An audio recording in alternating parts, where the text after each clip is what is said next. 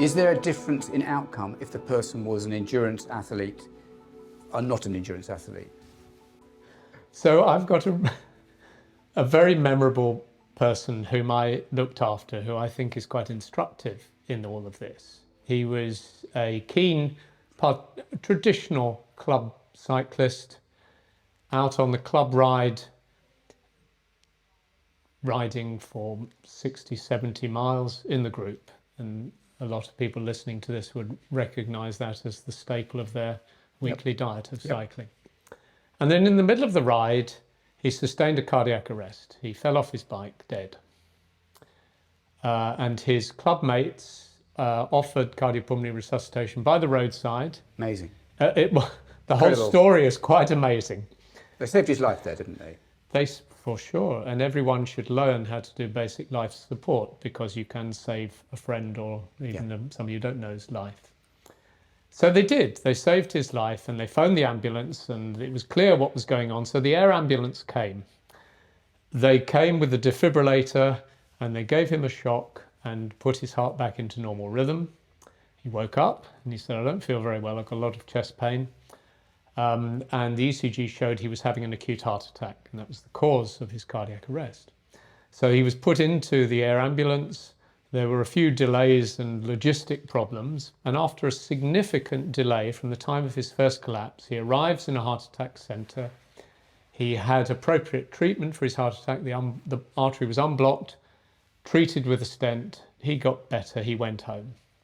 And then he came to see me and he said, well, you know, I like riding my bike. What do you think? And given the story, I was very cautious. I thought he's going to have extensive heart damage. He may well have residual, what we call bystander disease. I'm not sure that I can offer him a great deal of hope about returning to the club run. We evaluated him. There was no evidence of heart damage.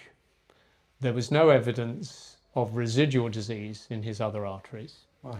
It blew me away. How I old have was to tell you, 50s? Oh, perfect. Yes, it was an extraordinary experience.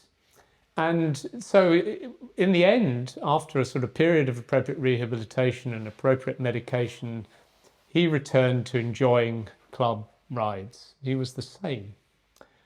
And it set me thinking about what we understand from the sort of basic science of all this versus the experience of sports people who get trouble, because no exercise is a panacea. It doesn't completely immunize you from common things. No. And a very distinguished guy, Derek Yelland in University College London, wrote a great deal about what was called ischemic preconditioning, the concept that if you stress the heart muscle by depriving it of blood and oxygen repeatedly, not to the point where it dies, it toughens up and then becomes much more resistant to the adverse effects of having an artery blocked. And I think this is what was going on with this person. His artery was blocked, but his heart muscle cells were used to being a bit short of oxygen and having a low pH. And they therefore were, although some died, many less did than otherwise would have done so. So there is, in this, I think, some of the explanation why people who enjoy endurance sports throughout their lives live longer and get less fatal illness.